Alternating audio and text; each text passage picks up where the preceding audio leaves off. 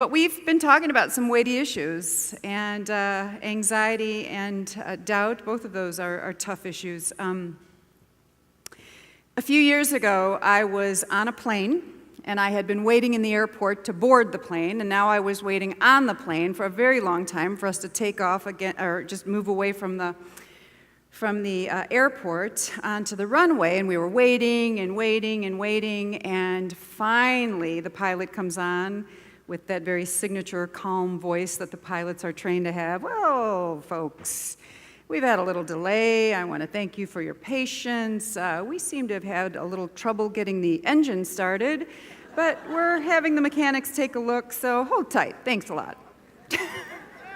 Yeah.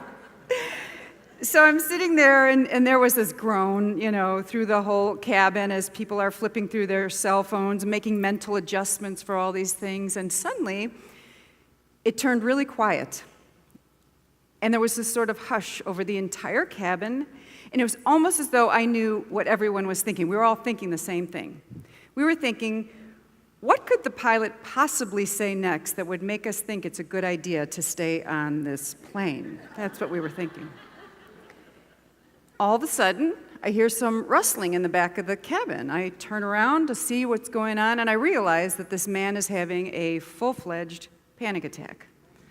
And his wife is trying to calm him, and so that was the drama for the moment. I remember I sat back in my chair, kind of put my head back, closed my eyes, took a deep breath, and I thought to myself, wow, you've come a long way.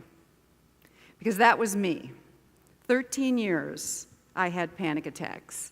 Some would come randomly. Most of them came randomly. There was really very little kind of system to them or cycle to them, or there wasn't a lot of things I could figure out why they were coming. Sometimes they were so random they would wake me up in my sleep.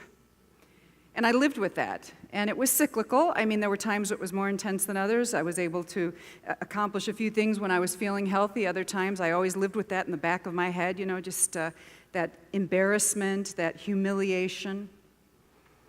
And when we got off the plane, thankfully we went back into the airport, and we were sitting there waiting. I found my same seat where I'd been sitting, still warm from my tush, and we sat there a while longer, and then they put us on another plane. And before we got on the plane, I could see the man and his wife just hurrying away. They absolutely left. They weren't going to be a part of any of this, and he could see the embarrassment on his face. And I had all I could do to restrain myself, to not go to this guy and say, I get it. No embarrassment here, no judgment here. I know what that's like.